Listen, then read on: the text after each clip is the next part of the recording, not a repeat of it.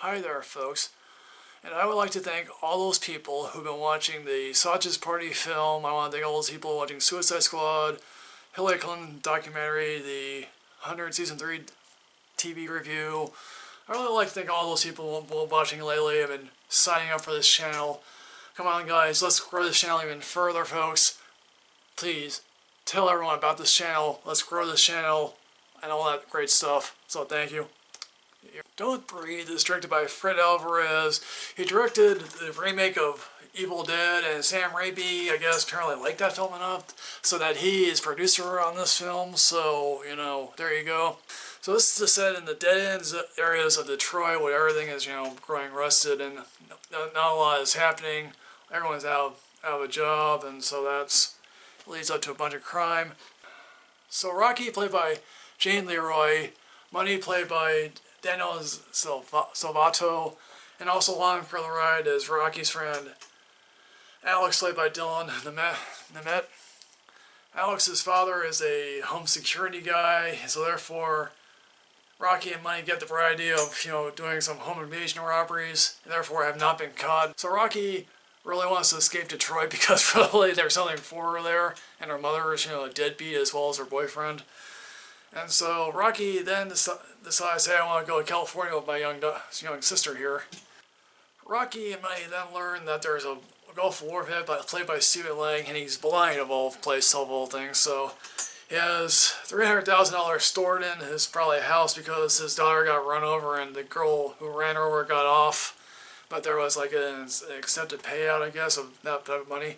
So they figure to themselves, hey, we'll rob a blind guy. But Alex, all the while, is telling them, hey, this is grand larceny. So, but then again, they also think, hey, look, it's a blind guy. No one is gonna suspect that.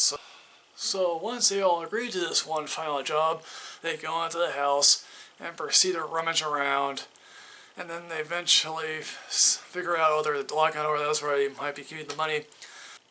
But then the owner of the house gets wise to realize that these people are trying to rob him, and he holds a dark secret, and that way he will do anything to protect that secret.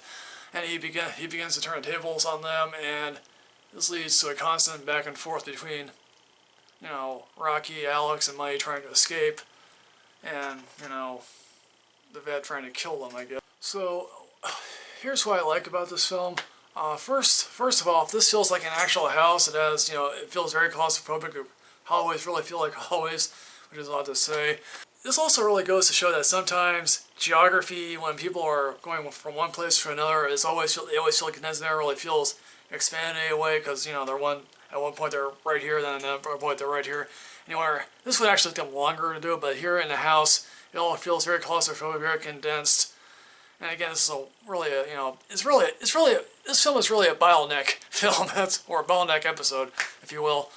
The balance of control between how, like, at one point, Rocky, Money, and, Alex all have control over this one guy, and then it balances back between then the vet has control over these guys, and it's like, here's the thing about these side films, it's always one-sided, or it's like, for a very long time, the, bad guys will be in control, but at the very end, it will be the good guys to win, I guess. But here, it's more a natural progression of one side has the advantage, another side has the advantage, and the other side has the advantage, and it all really feels natural in some way, I guess. The cast is actually quite good. I mean, it's like Stephen Lang, he gives a really gruff performance, and it's like, I like. And again, if you ever watched Terra Nova, that was a great show that only lasted a season, and that's one of those things where I think it's really. But it's like he has really been a very interesting actor to watch over the years, I guess.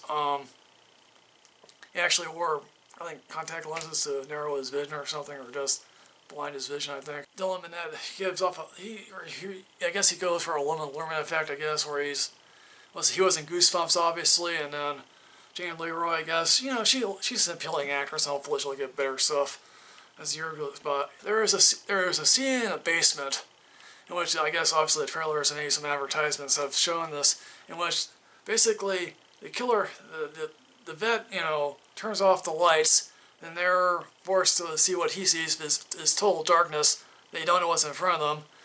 And that's how the scene plays out. Obviously, there's white in front of them because obviously it would be nonsense to have a scene that completely doesn't show you anything. Another thing I happen to like is there's a conversation towards the end between the Stephen Lang character and Rocky, in which you finally get to understand, okay, yes, the vet has a dark secret, but here's the thing: when you hear the conversation play out, you come to realize, oh yeah, that's quite possibly a very good explanation, even though at the same time it's relatively disturbing.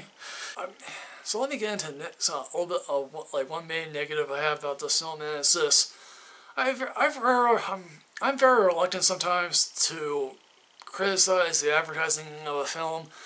But one of the things they say in this, I guess in the advertisement of this thing, it's like, oh, there is this one earth-shattering revelation, or there is a revelation here about the army vet, and I'll put this to a perspective.